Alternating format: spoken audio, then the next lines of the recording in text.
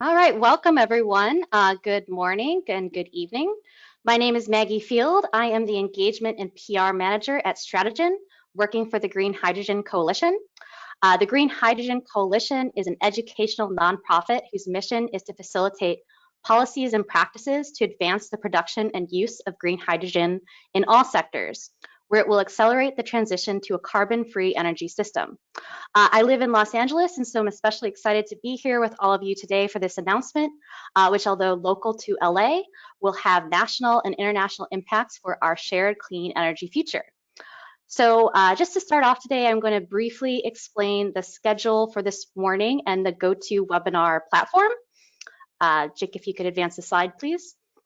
So today's webinar is 1 hour. We will first hear remarks from all of our speakers today for the first 25 minutes or so.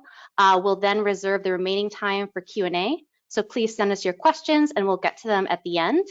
As an attendee, you are in listen-only mode. All attendees are only in listen-only mode. If you do have a question, you can enter it in the chat box. Please make sure to also say your name and organization along with your question.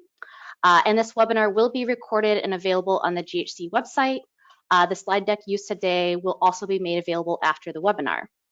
And with that, it's my pleasure to introduce the vision and driving force behind HyDeal Los Angeles, Janice Lin, both founder and CEO of Stratagen, as well as founder and president of the Green Hydrogen Coalition. Thank you, Maggie. I'm so happy to be here today after more than a year of close collaboration with many of you on today's webinar to make today's announcement possible. I want to welcome all, 400 of you who have joined us today from more than 27 countries, from as far away as Australia, Argentina, and Austria. Next slide. We're here today to answer this essential question. Is the hydrogen economy finally here? It's certainly being talked about in the news a lot lately. Next slide. These countries from around the world certainly think so. This progress, driven by many of you, including the many significant gigawatt scale projects that have been announced over the last 18 months, is an inspiration for what's possible. Your leadership and vision has not gone unnoticed by those of us here in North America. Our answer to that essential question, is the hydrogen economy finally here, is an emphatic yes, and it's going to be a green hydrogen economy. We're here today to announce now how together we're going to accelerate progress in North America. Next slide.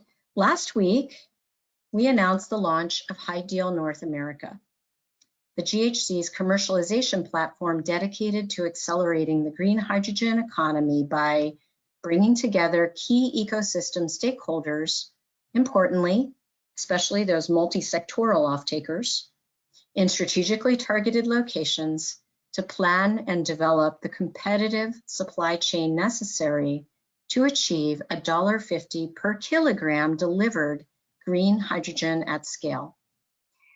This initiative, HyDeal North America, is modeled after a very successful European initiative called HyDeal Ambition, which was started more than a year ago by one of the GHC's founding board members, Thierry Lepirc. What do they say? Imitation is the best form of flattery. And by the way, if you're interested to learn more about HyDeal Ambition and the amazing progress happening right now in Europe for green hydrogen, please join our next free GHC webinar on May 26. Maggie will share more information about this event later this morning. Next slide. Today, together with the Los Angeles Department of Water and Power, Southern California Gas Company, Mitsubishi Power, 174 Power Global, and a collection of like-minded other key ecosystem participants, supporting partners, and advisors here in North America, we are honored to announce the launch of the GHC's first HyDeal initiative, North America's first significant green hydrogen hub, which will architect the green hydrogen ecosystem at scale for Los Angeles. I'd like to welcome Marty Adams, General Manager and Chief Engineer of the Los Angeles Department of Water and Power to provide an overview of HyDeal LA and what it will mean for the power sector. I give you the floor, Marty. Okay, let's see if my video's on there. Here we go. I don't know if my video's on or not. There we are. I think it says it's on. Great to be here with you today, Janice, and thank you everyone for welcoming me to this great opportunity to announce really what we hope is the beginning of the future of a new power industry in the United States of America. LA, you asked the question, why LA? You know, why are we interested in HyDeal starting as HyDeal LA? And part of the reason is that, you know, we are really situated well to be the first green hydrogen hub in the United States. We're a city who's established a lot of momentum around renewable energy, and we already have green hydrogen working its way into our energy mix in the future and helping us to get to 100% renewable future. We have a couple things that we have worked on in the recent past. One is our LA 100 study, as well as the LA Green New Deal. And what those really do is positioning Los Angeles to get to the cleanest energy source we can as quickly as possible. In landmark LA 100 study, we actually looked at what it would take for the city to get to 100% clean energy, 100% renewable energy, actually. And one of the key things we found is that we still need thousands of megawatts of in-basin storage. We can't import all of our renewable energy from the desert or from large solar farms or wind farms, even though we do get power from 5 different states and working on a 6th one right now. But we need energy right here in Los Angeles. And so it looks like we need a different fuel if we want to get to something that's clean. And that fuel for us, we're looking to green hydrogen to be that solution for Los Angeles. We are currently working on not only the LA 100 study, but also a power plant in Utah, which will be the largest green hydrogen project in North America. It's a reconstruction of a 1,800 megawatt coal plant on its way to becoming at first a mixed gas plant with 30% hydrogen blend when it comes online in 2025, and then adding more changes in the future to get to 100% hydrogen in the future. That's green hydrogen created locally with our partners in Utah, stored in salt caverns nearby, so that we have large-scale dispatchable industrial energy created there, clean energy made from renewable fuels, renewable resources, making renewable fuel in Utah, and then sent not only to Utah, but also to Southern California.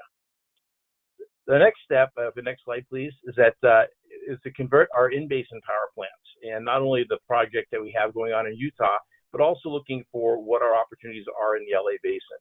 We have 4 in-basin power plants that currently run on natural gas, and we know that if we want to have a clean energy future, not only do we need this energy, but we need to convert it to a different fuel source. And so we are working on a project, first of its kind, to start an in-basin, this is an in-city green hydrogen power plant.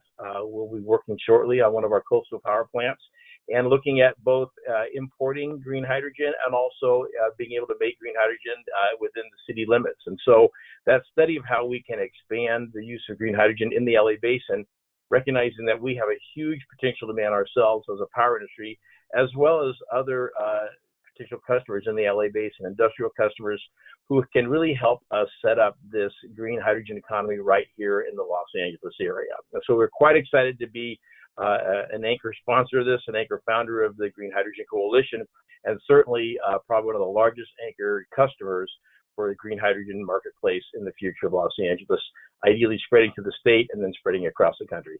Janice, thank you very much for this opportunity, and look forward to hearing more from all of our speakers today.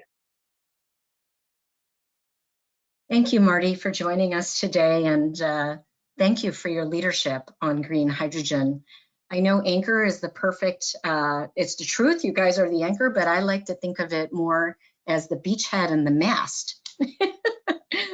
Under our vision for HyDeal LA, it's a very big vision.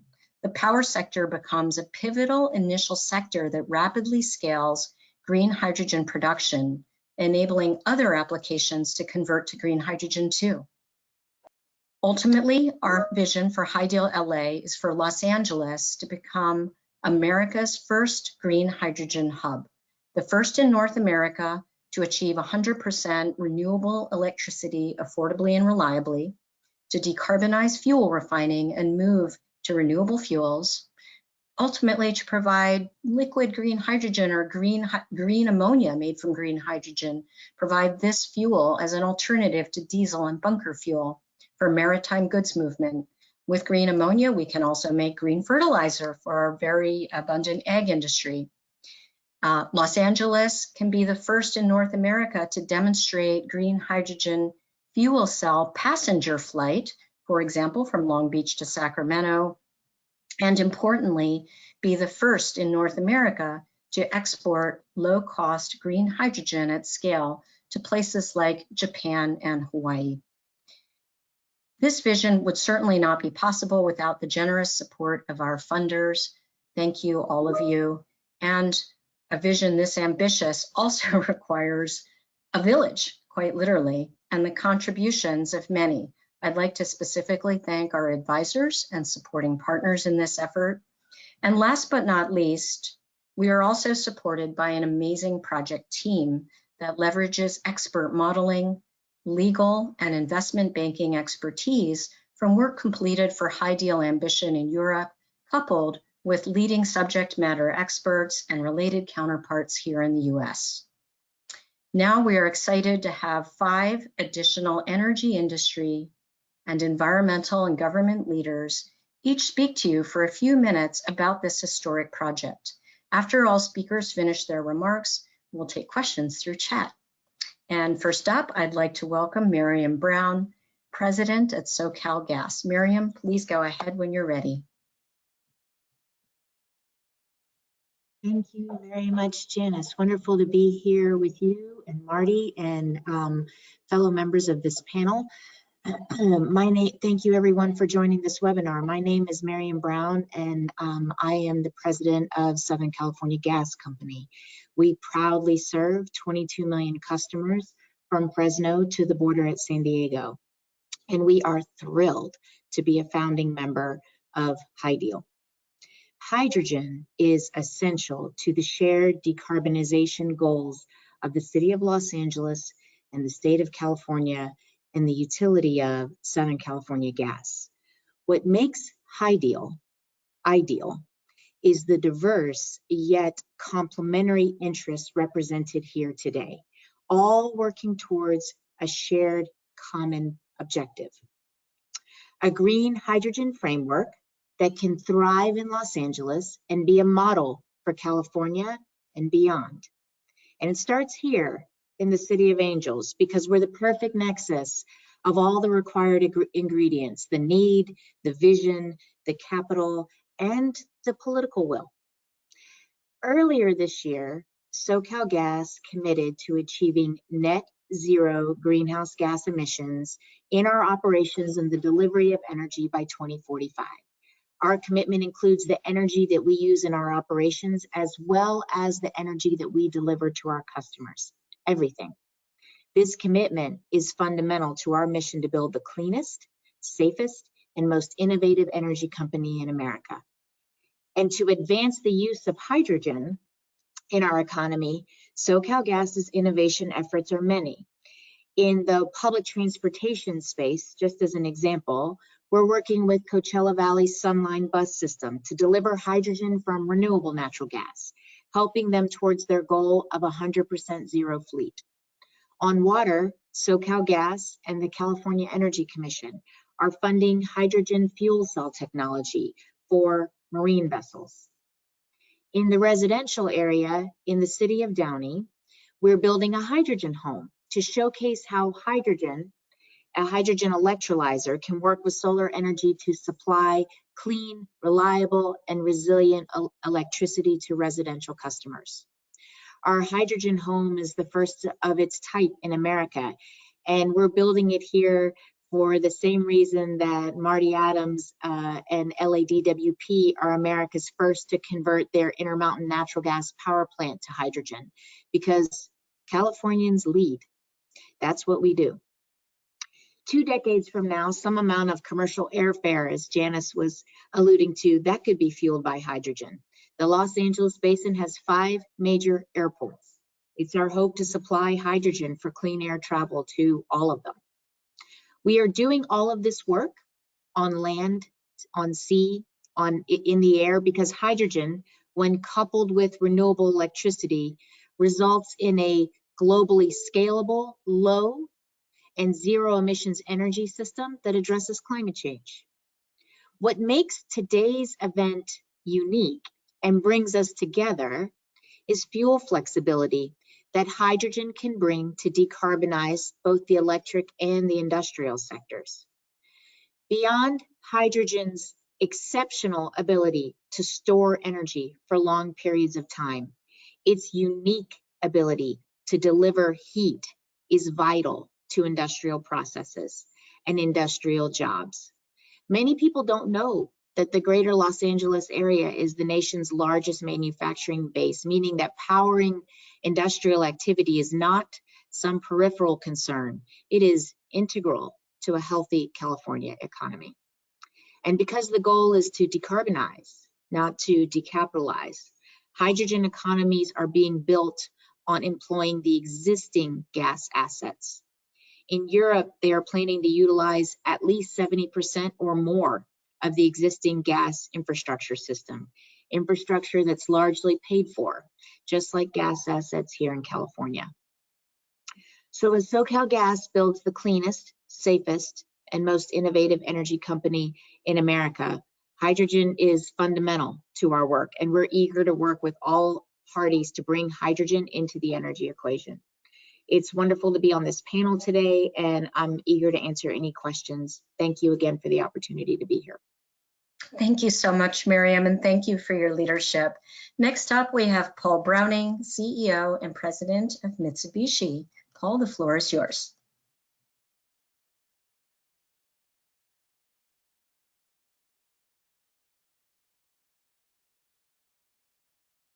Okay. I think you might be muted. There you go. Okay. Hey, today I am really, really proud to be part of announcing the HyDeal LA project. And I'm signing up my company, Mitsubishi Power Americas, to a huge mandate to reliably and affordably decarbonize the city of Los Angeles. To accomplish this, we're going to need a combination of leading local utilities like LADWP and SoCalGas, and leading multinational companies like Mitsubishi Power. At Mitsubishi Power, we believe that 2020 will be the decade of energy storage of all durations. As we seek to achieve net zero carbon emissions with more and more renewable power, it will become increasingly important to the reliability of the electrical grid to affordably store renewable power for times ranging from a few hours to a few seasons. And we're helping make that a reality in Los Angeles.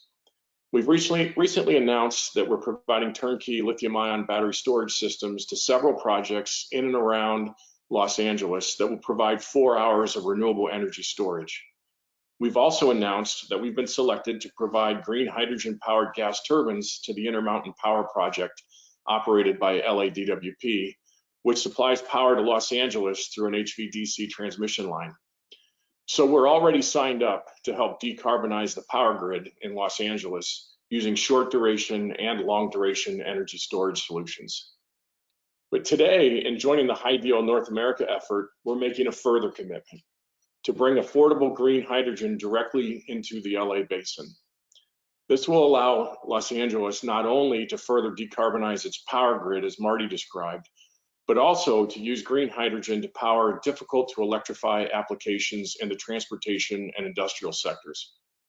Mitsubishi Power is all in working with LADWP, SoCalGas, 174 Global Power, the City of Los Angeles, and the State of California, and other stakeholders to achieve $1.50 per kilogram delivered cost of green hydrogen in the LA Basin in this decade. We believe this effort will place Los Angeles amongst a select group of cities and regions around the world that are making green hydrogen a reality. This includes Hamburg, Germany, the Humble region in the UK, and the HyDeal project that Janice mentioned earlier in Europe. Together, we believe that we will achieve a change in power. Thank you, and I look forward to any questions.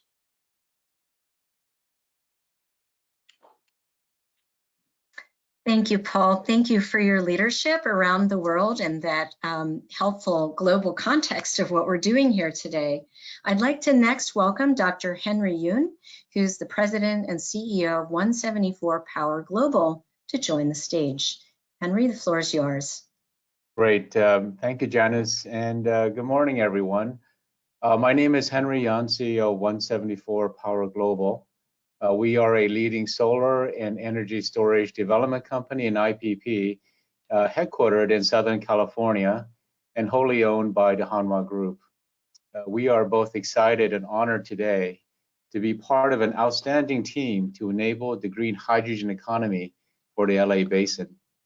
Since launching 174 Power Global about 5 years ago as a spin-off company, we've had the exciting opportunity to undergo rapid growth and to partner together with many like-minded stakeholders, including local municipalities, counties, and others, to sign over 3,000 megawatts of PPAs to expand the solar energy footprint and to bring economic development to those regions.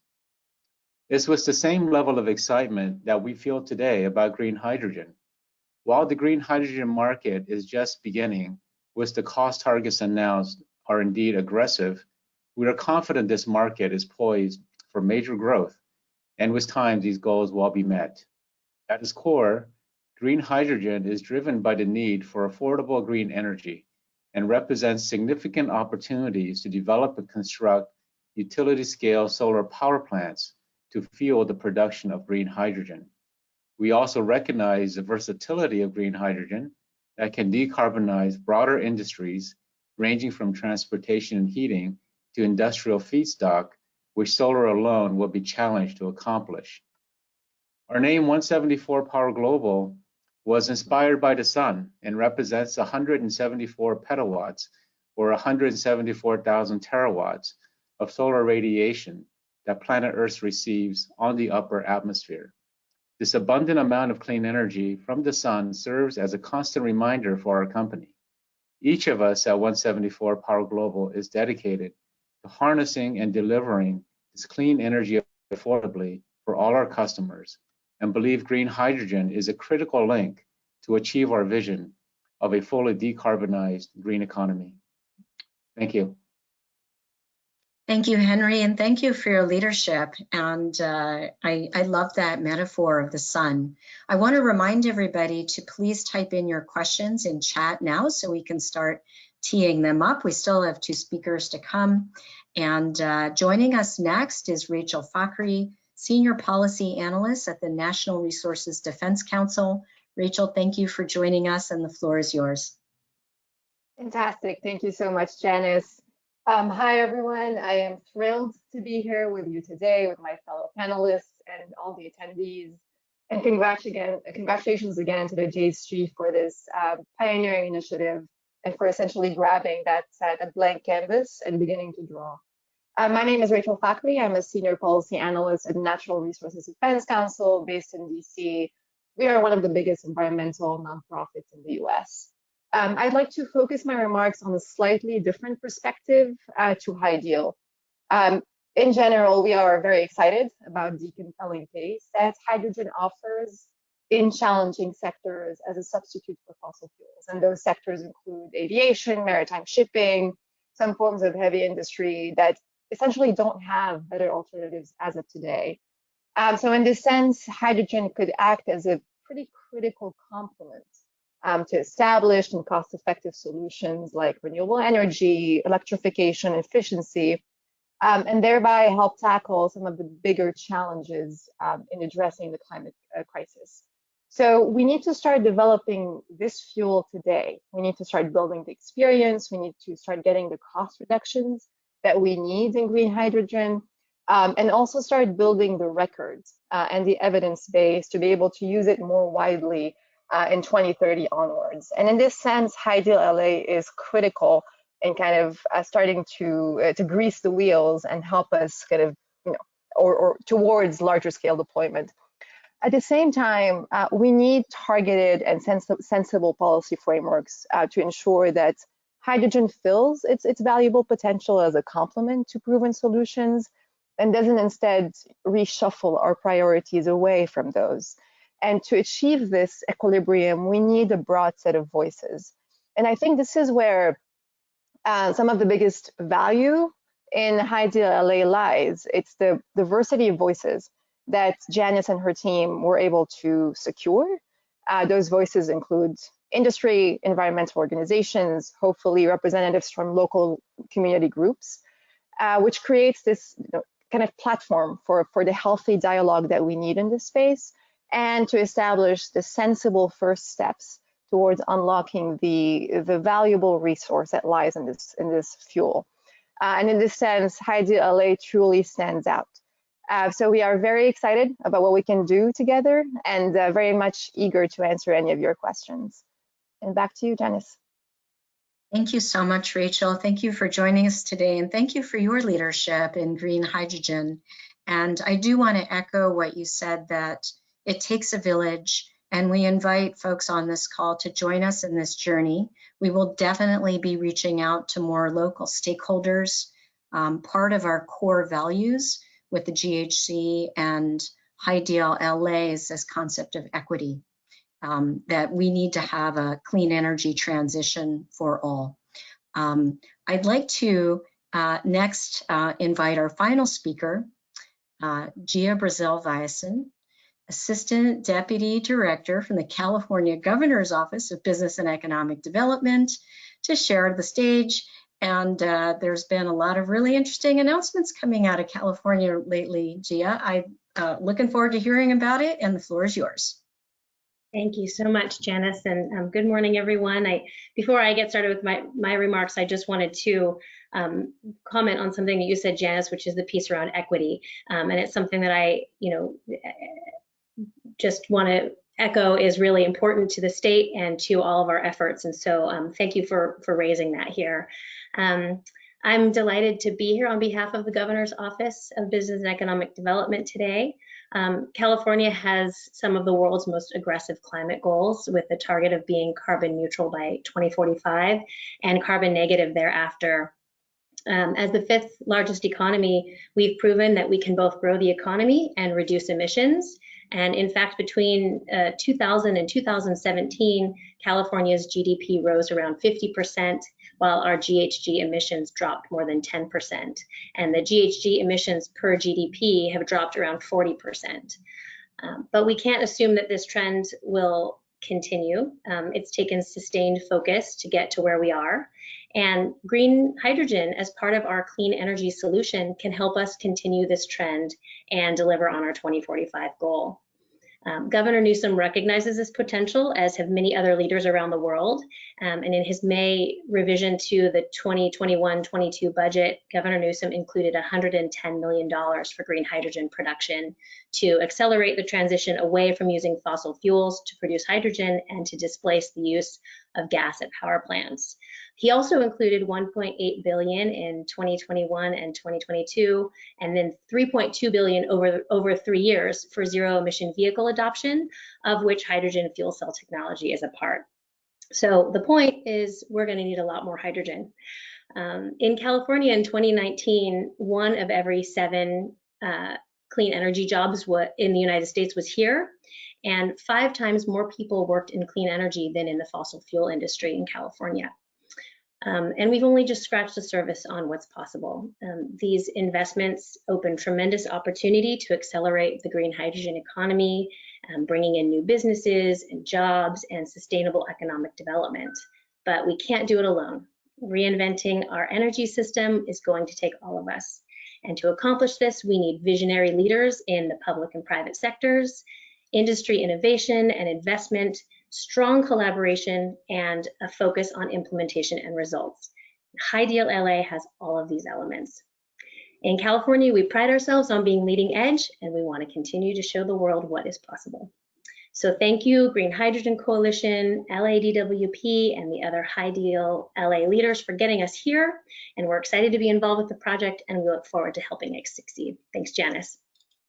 Thank you, Gia, and thank you, State of California, for your leadership. I view HyDeal LA as a significant initiative, but it what do they say? It certainly stands on the shoulders of giants. And California has a long track record of doing innovative clean energy initiatives dating back many, many decades. And we're really excited about what the future holds. Thank you so much to all of our presenters. We're now going to move into Q&A. I'd like to invite all of our panelists to reopen their video feed and be ready for questions. Folks, for those of you who are typing in questions, please be sure to state your name and organization and generally who you'd like to direct your question to. And the first one I'd like to start with, it's a question from British Columbia. Perhaps we can direct this question to, I don't know if Marty's still on the line, perhaps Marty, Paul, Henry, whoever else wants to jump in, but where's all the electricity coming from to produce the green hydrogen? That's a lot of green hydrogen that's going to be needed in the LA Basin. Well, can you hear me okay? I'm good. Okay, I'll go ahead and start. So you know, for us, the key is it's not just you know, the hydrogen itself is green in terms of, you know, made by electrolysis, but it needs to be created with green. And so you know, when we look at what's going on in California, we have a tremendous amount of renewable energy being constructed, and LA already is over a third of its power on a day-to-day basis is renewable energy. But with renewable energy, which for us is primarily wind and solar, there's oftentimes that there's excess energy available. And certainly as we continue to build more large renewable energy projects, there will be, particularly in the shoulder seasons, excess renewable energy that cannot be used by the power grid. So where it has happened, where a lot of times renewable energy has to be either shut down or sent somewhere, in this case, we want to take that excess renewables projects that we've already invested in, energy that we're already creating, but we can't use it when it's, you know, when it's being created because there's no demand for it. So the plan is to take that and create a demand for it by using it in electrolysis to create green hydrogen. So we're looking at green renewable energy powering electrolysis to create a renewable fuel. So that's the plan. Thanks, Marty. And then from a regional perspective, I don't know if anyone else on the panel wanted to comment on that, on where's the energy coming from to produce all this green hydrogen? Go ahead, Paul. Uh-oh, can someone unmute Paul, please?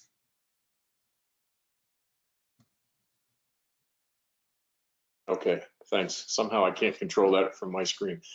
Yeah, you know, like Marty said, our primary, what we'd like to do is use all curtailed renewable power to create green hydrogen. And when we do that, it basically means green hydrogen is an energy storage technology. So, you know, California had record curtailments of power last spring. And each year that curtailment number gets larger and larger. But meanwhile, California came up short during an extreme weather event in the summertime.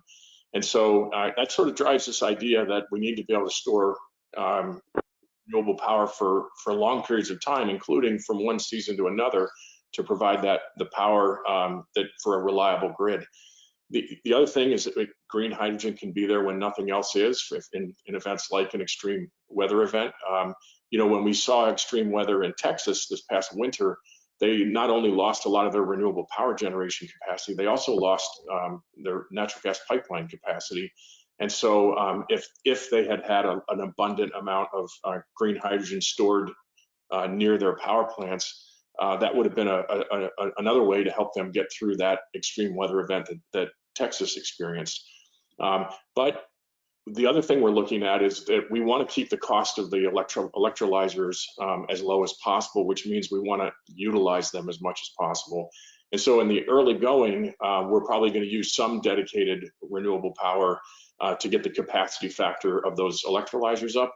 Our hope is that over time, or not our hope, our plan is that over time, as more and more curtailed renewable power is available, as we build more and more renewable capacity in California and in the surrounding states, that we'll be using more and more curtailed power, less and less dedicated renewable power. Thank you, Paul. And actually your comment about local creation of green hydrogen for resiliency and I mean resiliency broadly, not just for the power sector, but for transportation, is a question that came up. That is understandably, there's like lots of renewable sources regionally linking up with potential storage solutions in Utah. But maybe could you comment a bit on how we can use local electrolysis, perhaps in the LA Basin, combined with available rooftop solar adjacent to disadvantaged communities, and potentially service not only green hydrogen fuel for the power plants, but also other sectors like local transportation. And I think there's probably a perspective in there for everybody on the panel who would like to begin.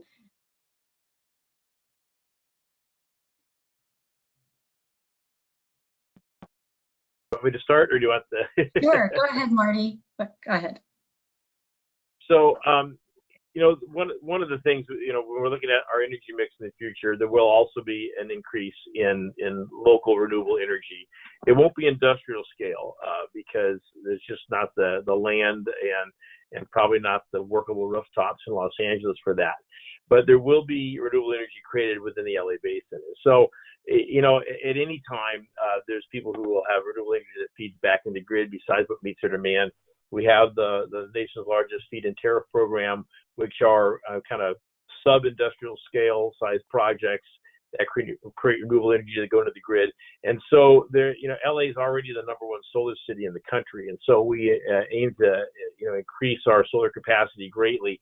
And again, you have the opportunity to create renewable fuel within the LA Basin with energy that's generated locally. And so, you know, this is to us, it's really looking at kind of all of the above, both the large, massive scale production of green hydrogen, also maybe the local production scale of green hydrogen, as well as us being more able in the future to route energy around better through our system, which means improved transmission capacity, so we can bring even the renewables that may be created in the desert in another state into Los Angeles when they're excess, and not just create hydrogen in Utah, be able to use that same kind of energy to create hydrogen in the LA Basin. And so certainly being able to move energy around in a more robust way than we can today is very important, because wherever we have renewable energy that's in excess, which I think we look around the world, that happens regularly, and is to take that energy, not let it go to waste, to create another clean fuel from that we can use and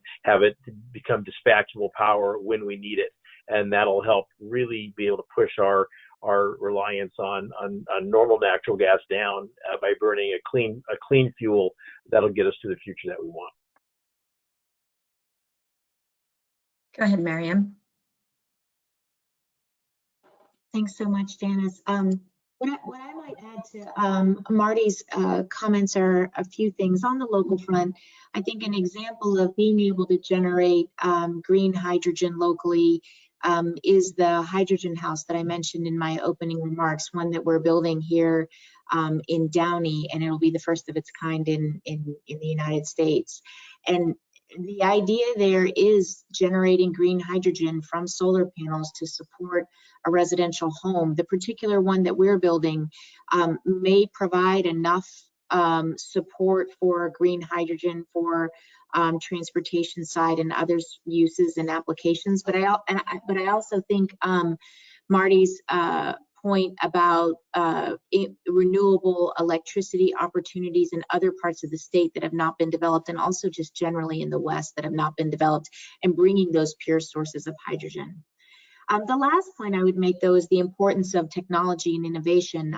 SoCalGas has been championing a technology that we call hydrogen pure comp, and it is this technology that hydrogen that may be generated in another location that is flowing through the natural gas pipeline system, you can extract it in its pure form, hydrogen, with this technology, and then be able to use it for those applications where you need pure hydrogen. So what is so great about HyDeal is part of it is about the application of existing technologies and approaches with hydrogen, but it's also about further development of the technologies of the future that are going to facilitate this supply need that we will have, and that it's a good question that panelists are asking about. Thank you, Maryam. You're a mind reader because that was the very next question to you was about technology development. And I do want to come back to you, Rachel, in this question of how do we partner constructively and beneficially with other stakeholders, especially on the environmental justice landscape and local constituents? Just any advice there? That's a lot of pressure, Janice. Well, I think this is the absolute right model, is to bring folks in from the start, which you have done, so well at this stage. I know we're working hard to ensure that local groups are represented. I think this is the very first step. And then community buy-in, we're talking about a lot of infrastructure build out here, a lot of electrolyzers and possibly pipelines, which will have a direct bearing on local groups. So ensuring that not only are they represented, but they have buy-in is going to be absolutely critical. But we're thinking about the same thing. How do we bring them in? So I'm really looking forward to working with you to ensure that equity is absolutely prioritized from the start. Wonderful. And maybe this is a good one for you, Henry. Where is it? It's the famous duck curve. Every renewable energy meeting in California has to have a duck question.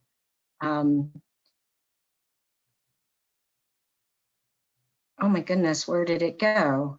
Well, anyway, generally the question was, there's so many here. How does hydrogen help with California's now famous duck chart? Mm-hmm. Well, thank you for that question. Certainly, going back to the question of locally generated versus generated by within other states makes a lot of sense, which obviously have to be open-minded and consider really a phased approach, but also consider a multi-location in terms of what makes the most sense. Regarding the duck curve is really a great opportunity to be able to take that energy when it's rather low price or curtailed and run it through an electrolyzer as an example to save and conserve that energy and generate hydrogen to be released back to the grid when the grid really needs it. And so I think hydrogen definitely is one of those versatile solutions that accommodates not only the hard to greenify or electrify regions and market segments, but also can act as an outstanding energy storage medium, as Paul alluded to earlier. So I think the duck curve is actually a wonderful demonstration of how hydrogen can be utilized to resolve that issue for everyone. Hey, Janice, if I could just add a little bit to that. I talked about this idea of energy storage of all durations. So if that excess power you have during the middle of the day, which is what we call the duck curve, if your plan is to use it later on that same day, which is very often the case, I think it's actually going to make economic sense to store it in a lithium-ion battery system. But if your plan is to store that hydrogen and use it, next week, next month, in the summer or in the winter, the most economic way to store that is going to be with green hydrogen. And so, Marty and his team, they're going to need, just like right now, they have a combination of different power generation technologies that meet, sort of short-term and longer-term needs. They're going to have a portfolio of storage technologies, one of which will be green hydrogen, one of which will be lithium-ion battery storage, and there's people developing a number of other promising energy storage technologies. Thank you, Paul. I know we're running out of time. I want to squeeze in another question here from S&P Global Market Intelligence. Perhaps this is a question for Marty. Have you identified which power plant or plants in the LA Basin you will aim to convert? Well, at this point, the plant that's on the forefront right now is our scattergood power plant. We have 3 power plants on the coast that have once-through cooling deadlines. They currently use once-through cooling, and they have deadlines. And scattergood is the most pressing deadline. It's also a critical power hub for us because it provides power and reliability to the LAX area, to one of the major water treatment plants for wastewater, and the part of LA that's kind of hard to reach with our other transmission. And so that's the one that's most immediate, and we'll soon be launching the project to reconstruct a brand new power plant, a state-of-the-art modern power plant, different than the last one, that will be meant to run on green hydrogen. If you look at our overall plans, ultimately we have 4 in-basin plants. We have 3 coastal power plants and 1 in the valley, and it's about 3,400 megawatts of power. A little over half has been repowered over the last several decades. But in order to get to our clean energy plans, we're planning right now to be 80% renewable and 97% carbon-free in 2030, and we're aiming for President Biden's goal of carbon-free or carbon neutral by 2035. So in order to do that, we have to address all of our plants. And so Scattergood will be the first urban power plant of its kind to look at green hydrogen. We'll be following the model of Intermountain Power Project, and we'll use those lessons from Scattergood and apply them to the other power plants as well. But that'll be the first one that we're aiming for. Thanks, Marty. And this is a related question. What is the target fuel mix for LADWP in the target year? Well, so IPP, I'll start with that one. That one will go, the new power plant will be in service in 2025 and will be 33% hydrogen when that goes into service, and it has regular increases planned. At the same time we're constructing the power plant, we're simultaneously working on making sure that the green hydrogen fuel is available for us to use at that time, working with the folks who work in Delta, Utah, in that area, and have access to the salt caverns and be able to generate that hydrogen. Similarly, in LA, we want to have at least a very strong blend when the new Scattergood plant goes online. A lot of it will depend on the hydrogen market, and with the success of HyDeal will be everything in terms of our conversion. And so as fast as hydrogen is available at the scale and the kind of market price that we need, we will convert that. But I'm looking at least a third of our fuels converted at every plant immediately. Ideally, the power generation manufacturers will continue, the generator manufacturers will continue to improve technology. Right now, converting 100% hydrogen is technically possible, but doesn't really work well in terms of reliability, and it takes some very different equipment changes. But we know that every plant could run with some kind of blend. We'd like to make that blend higher and higher, and ideally, as we construct our plants, the generation units that can burn 100% hydrogen will be commercially available at the same time, and we'll have a nice synergy there and get on hydrogen 100% as quickly as possible. And I'd like to next turn to you, Paul. When can, this is a question that comes up very often, can gas turbines combust 100% hydrogen? If so, and when? Yeah, so that's really a follow-on to the answer that Marty gave. So he gave it from the utilities point of view. I'll give it from the turbine manufacturer's point of view. So if you look at our older generation gas turbines that had higher emissions of nitrous oxides and other pollutants, we actually have experience using up to 90% hydrogen in those older style gas turbines. But in the newest style, where we're keeping, almost zero emissions of things like nitrous oxides, for a place like Los Angeles where that's absolutely required, those are the turbines that we, as Marty said, today we can use 30% green hydrogen in them, and we're working on the technology to get them to 100%. Our plan is to demonstrate 100% capability here just in the next few years. And then it's going to take us a few years longer to commercialize that. And so, and when you're developing a new technology, it's always hard to predict exactly when it's going to be ready because we're still in the process of developing it. But it's something that we're working on for this decade. Thank you. And a transport question, this may be a good one for you, Maryam.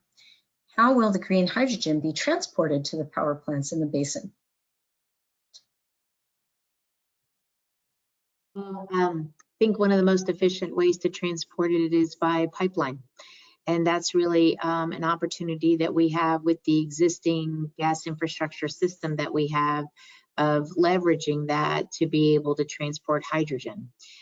We recently filed an application, all of the gas utilities in California filed an application with the CPUC to be able to demonstrate levels of hydrogen in our existing gas infrastructure systems, similar to the approach that's being taken in Europe to increase the levels of hydrogen in the pipeline system.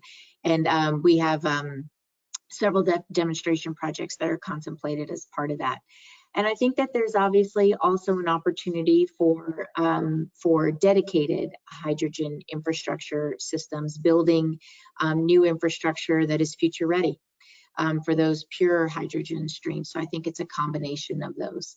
I think it's well established from a safety perspective that is one of the most efficient ways, that is the safest way to transport gases as opposed to by truck, but obviously truck is also a tool. Thank you. Can I weigh in on the Please, transportation piece? Thank you, Janice. Yeah, to follow up on Maryam, I think this is one of the trickiest pieces for the near term kind of discussion is how do we start demonstrating how hydrogen can be transported while at the same time not, making some bad near-term investments, maybe in, new pipelines that may not be needed, or repurposing existing ones that are, maybe not located where ultimately the demand centers will end up being. So I think this is one of the pieces that, I think this conversation is so useful at this initial stage to kind of brainstorm all together and ensure that we are putting in the right guardrails such that we are investing, making those important investment in transportation that we need to, build experience and a record and all that, while at the same time not, making bad investments and kind of indiscriminately deploying resources where we may not need them in the near term or in the long term. So that's definitely an interesting question to ponder on. Yes, and certainly something we're going to be undertaking in HyDeal LA. Boy, there are so many other questions, and shortly in our wrap-up, we will be hosting another Q&A session with the folks at large much longer. So if your question didn't get answered, know that there'll be other opportunities where we will engage with you. I want to ask my final question of Gia before we wrap up, and then Maggie does have some closing remarks and reminders for coming up in the future. But Gia, my question for you is California State and the announcement from Governor Newsom certainly puts California solidly on the map for green hydrogen for the US broadly.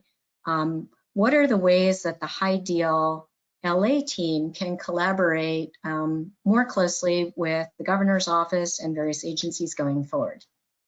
Of course, building on the tremendous work that's already been underway for hydrogen fueling and ZEBs. Yeah. Thanks, Janice. Yeah, I mean, I think that we are available to collaborate. It's been key in terms of how we've, we entered the market, the hydrogen market, really in the transportation sector. And now the state is looking more toward how can hydrogen, green hydrogen, be part of the energy backbone.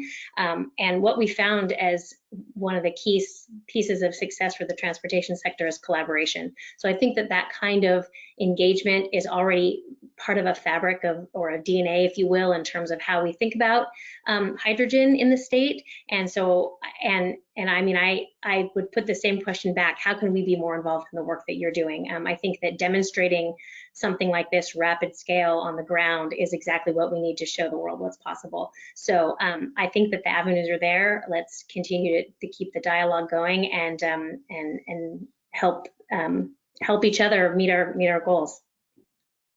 Definitely, and you definitely have the GHC support for approval of the governor's awesome May revised budget. With that, I'd like to thank all of our speakers. Thank you for joining us today. Thank you for all the folks who are listening in. We do have a few closing slides. So with that, I'm going to turn it back to Maggie for some announcements.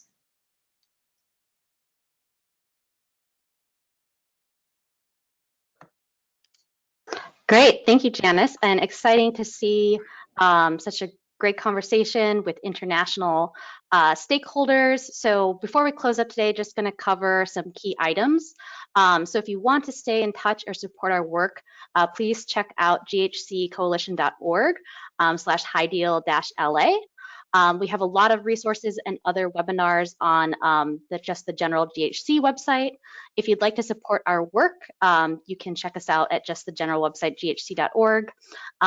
You can reach out to myself for press inquiries. For partnership inquiries, you can contact Sarah Bush through info@ghccoalition.org. So as Janice mentioned, next Tuesday we'll be hosting another HyDeal LA engagement Q&A where you can get more in-depth answers on the project, meet our staff, and learn different ways to get involved.